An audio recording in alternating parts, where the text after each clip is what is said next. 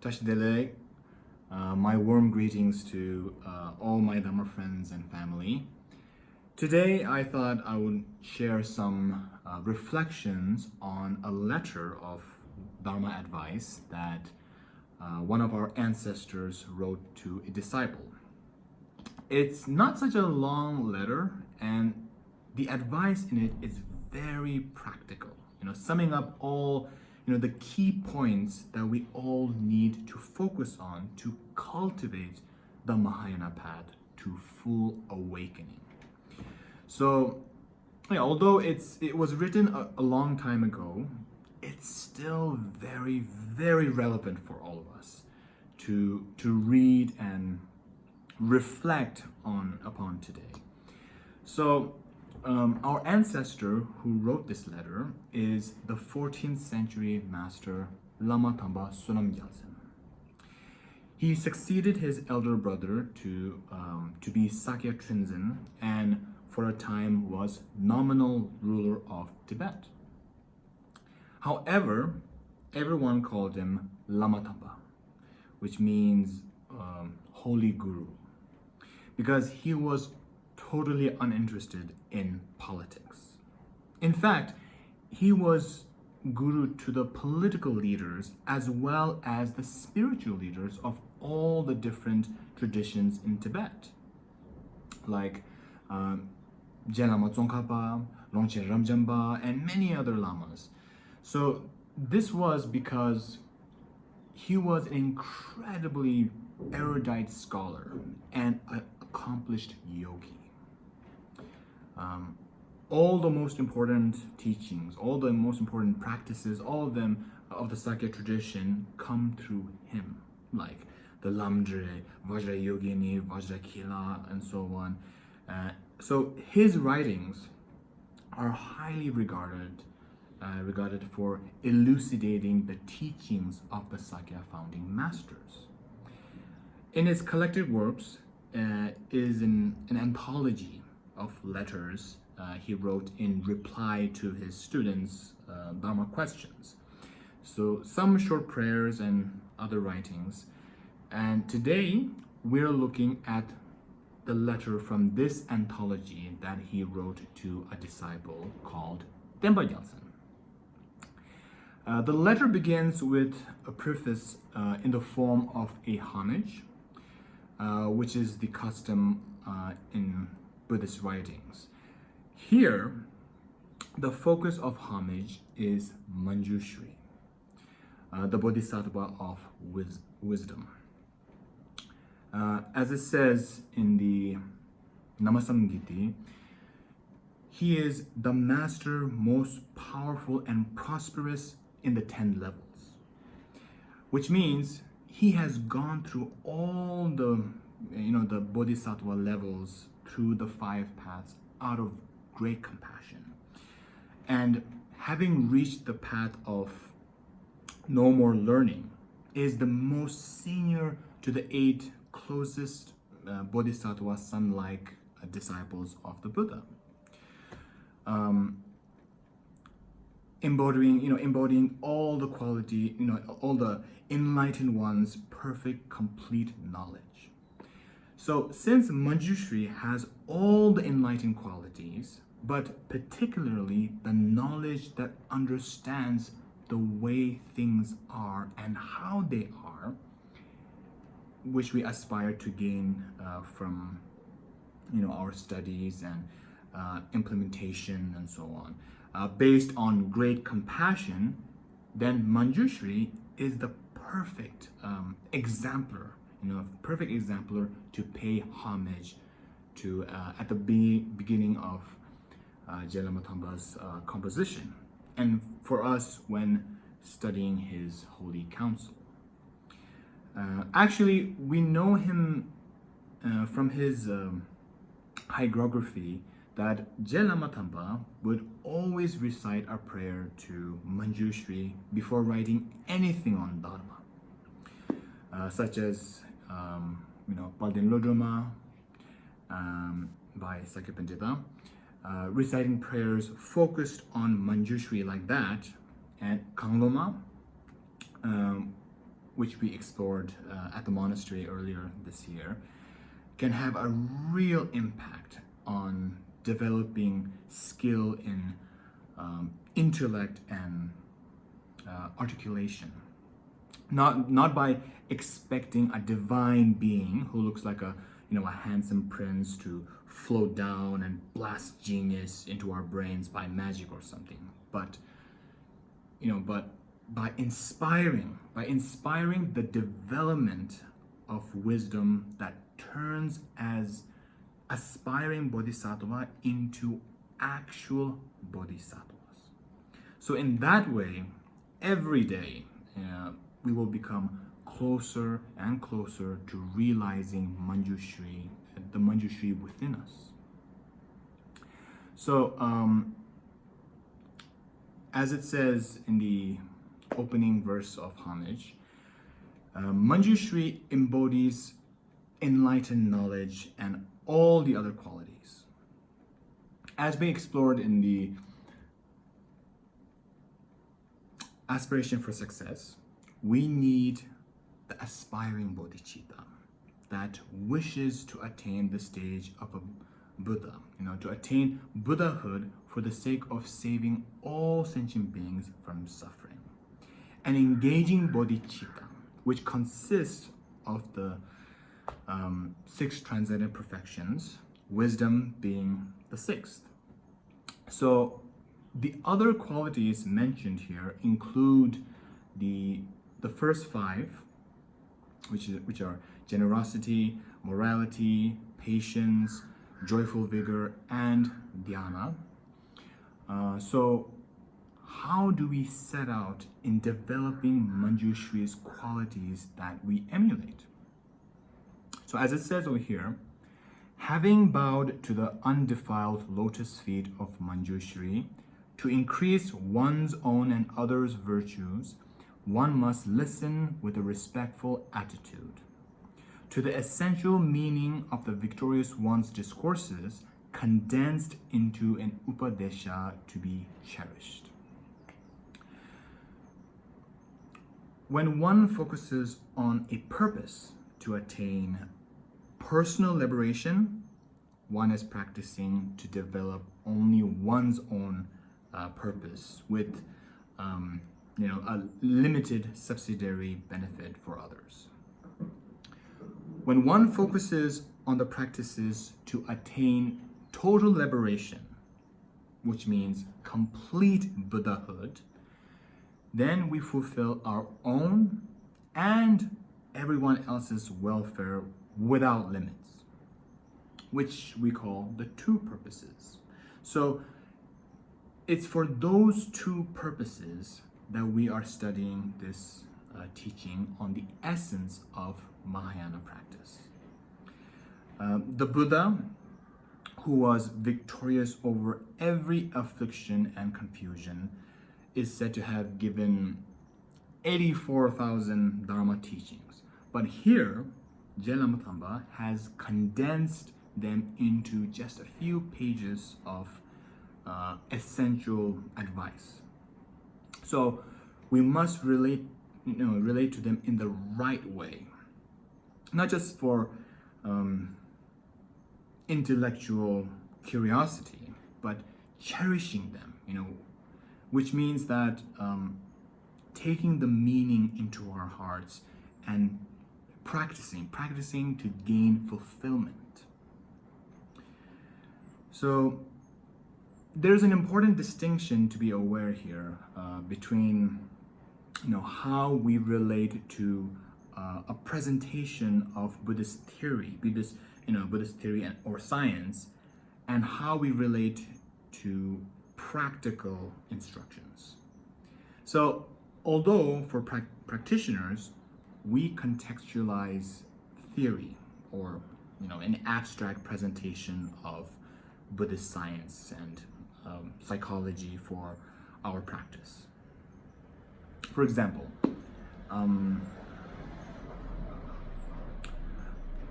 by analyzing what appears as a non-evident phenomena at first, to then integrate in meditation so that it can be directly perceived as evident. But the way we do this is through analysis, critical analysis, just as someone who isn't a practitioner could do. So this means that we are in no way expected to relate to every teacher, every teaching unquestioningly, as an instruction to be followed. A practical Mahayana instruction is different for those who have entered the Mahayana path.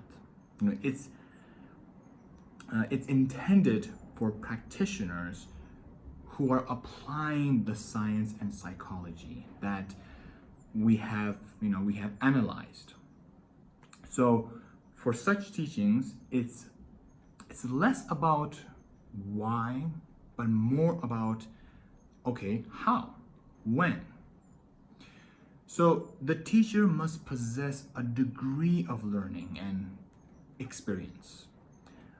And those receiving the teachings set the ideal mode in which to listen to the teachings. The classic analogy we use for this is a pot for filling water to drink. If the pot's upside down, then we can pour all the water we like, but it can never be filled. Similarly, if an instruction is being given, but we're not really listening because we're wandering off internally, thinking about this, that, and other things, then we're not really listening. Then we cannot absorb any benefit from it. Then okay, turn the pot right way up and give our full attention. But if the pot has holes in it, well, similarly, if we receive the instructions but don't contemplate the meaning, it's like the water pours in and then seeps out again. So the benefits don't last. If the pot's right way up and intact, but there are undrinkable dregs in the pot, well then, if we fill it with pure spring water, it will be wasted. So likewise, if we have ulterior motives, negative perceptions and so on, then it's like the content is sullied in our minds and wasted. So if the pot's right way up, intact and unsullied, then it will hold pure water and serve to quench our thirst. In the same way, if we listen with fullness of energy and attention, if we absorb process the meaning through contemplation, and if our motivation is genuinely altruistic and faithful, definitely our hearts will be sated by the Dharma, and everything that grows from it will be pure, will be wholesome. So next it says, despite being unstable and having no essence, appearing as infallibly real, samsara is like a plantain tree, due to the world thirsting for its comforts.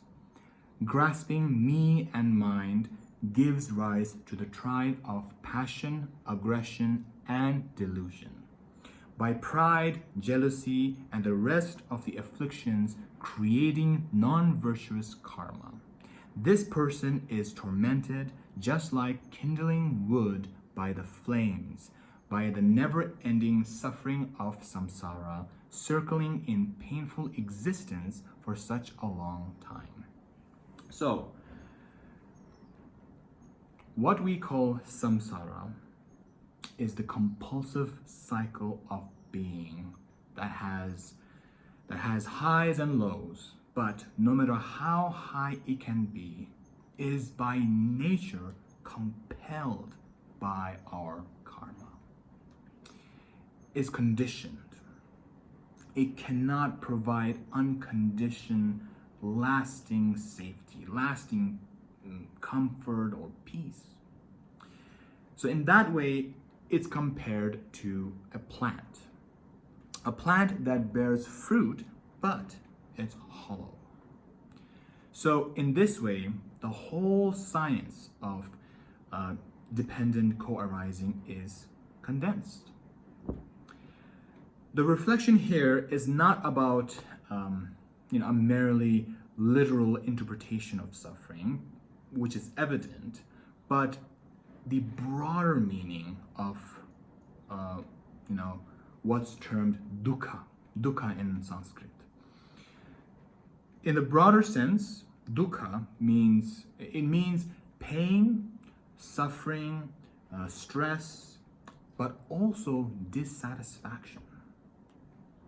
That's why we also call seeming peak moments dukkha too. Because although of course they feel good while they last, the fact that they don't ever last and are contingent on causes and conditions means that the bliss that they afford us is as though hollow. So no matter how much energy, no matter how much cleverness that we put into trying to manipulate samsara to make us feel cozy, to make us feel comfortable and safe, and no matter how long we try to do that, no matter how long we seem to succeed in that, we're ultimately just kidding ourselves, because we're not in control when we are compelled by karma. When we don't fully see this, when we presume our perception of the real world can't budge despite being based on a mistaken notion of reality, we thirst, we crave for an outer happiness. And in an outer happiness and security, despite there really being no permanent happiness and security out there. So instead of looking out there, we are encouraged to stop chasing, stop running, stop looking out there and look inside. This is because it's only inside that we can uproot the misknowing that causes physical, verbal, and mental karma that drives this wheel of samsara on and on and on. So,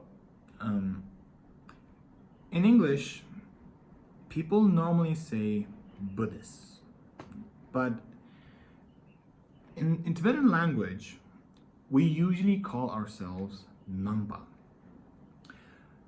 Nangpa, which literally means those who look inwards. So looking inwards means we don't look outwards and project an internal belief onto our experiences. Like, oh, I wish it was otherwise, but oh well, it's all impermanent. It's all empty anyway, so everything is dukkha. So I'll just push it all away. That's the thing. That's the thing about compulsive cycle of samsara. When we try to push them away, when we try to push karmic effects away, they have a habit of coming back again, like a boomerang. Because the causes are still there. Similarly, our approach to this can be, trying to run away, but we just end up coming back right where we started. The end of compulsion, the uprooting of suffering is here and now. So we stop running, we stop looking outside, and we really look. This isn't ignoring or, pushing away anything, but it's about, it's recognizing that everything we experience is experienced in the mind. They appear to the mind, but if what appears as solid and permanent when it's not, well, then we have work to do on the inside. So here, we're directed to target the cognitive dissonance that antagonizes all the different afflictive emotions that in turn causes us to act out unskillfully. The three root afflictions are described, and then examples of many different negative emotional tones that spring from them. They're often called the three poisons too, because how detrimental they are to well-being and enlightenment. And it's important to remember this because on the evident level, we recognize how anger, how jealousy, and so on would lead us to act unskillfully towards others, and therefore bring pain to them. But being deeply conscientious of karma means that we recognize how negative emotions and karma cause suffering in samsara, first and foremost to ourselves. So yes, here Lama Tamba describes the negative emotions and karma as kindling wood for the fire of suffering that hurts us. But as Mahayana practitioners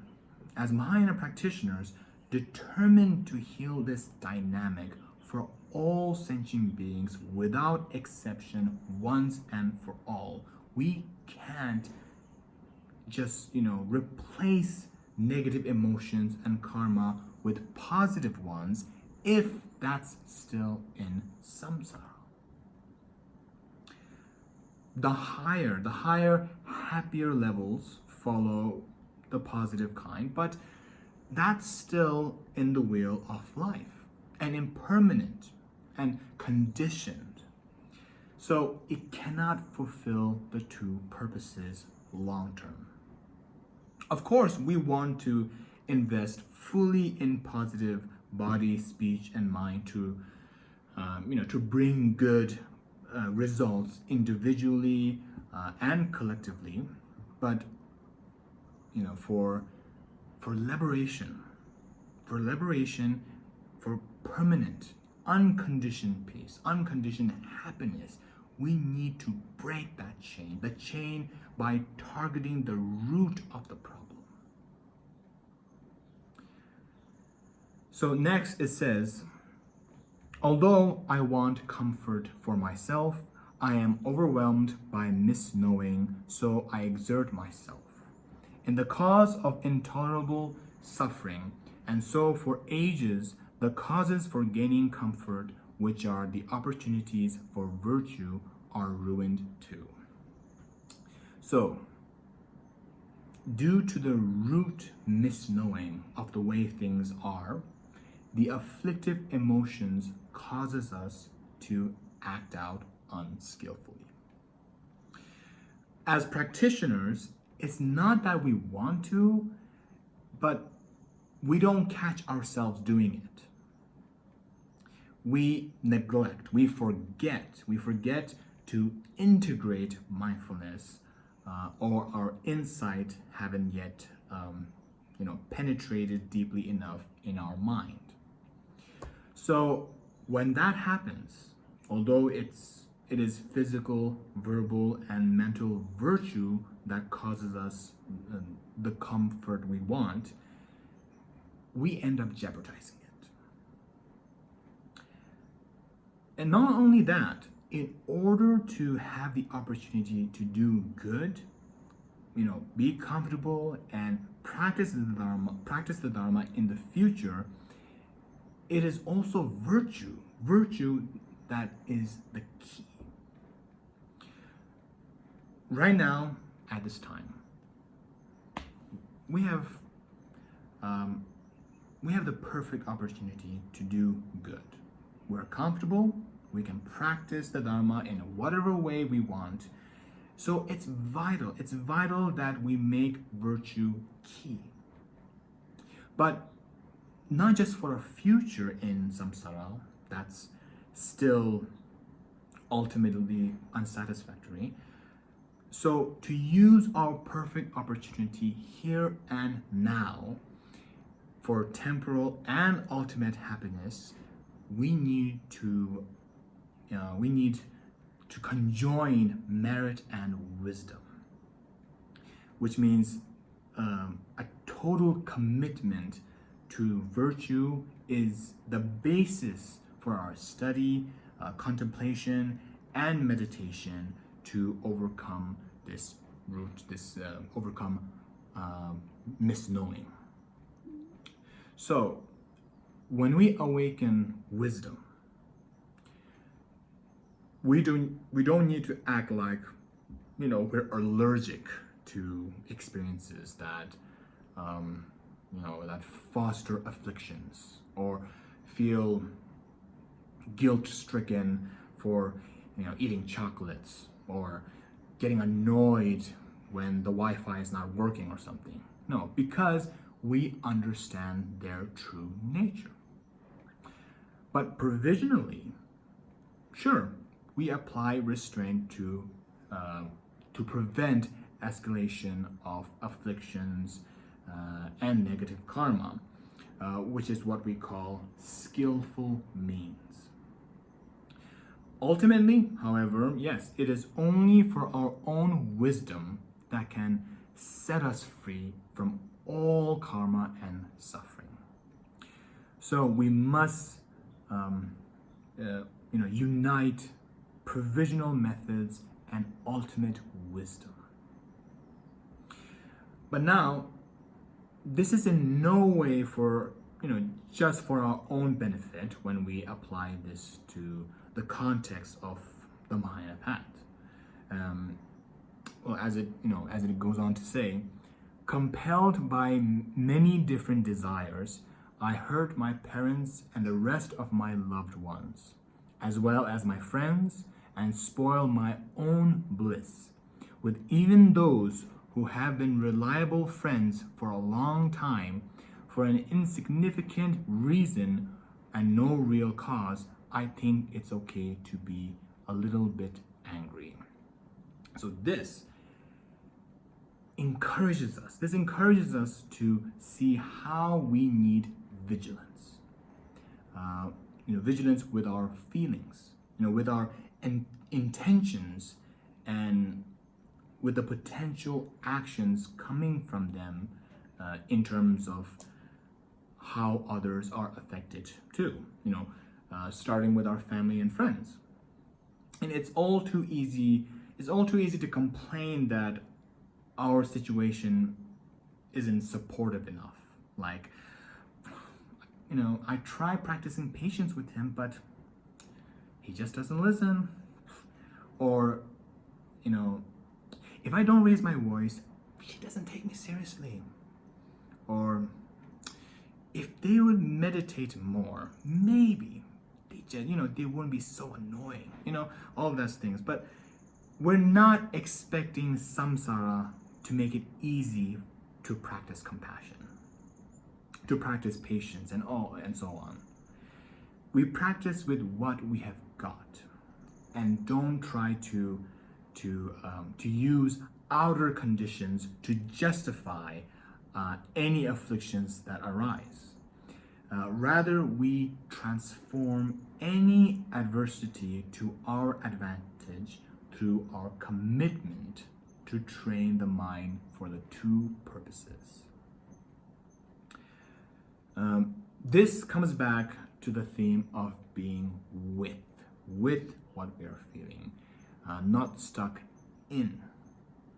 And therefore, empowering our ability to respond rather than react. And this is a practice. So of course, we're going to make mistakes sometimes. It's a way of being that we have to familiarize ourselves with through practice.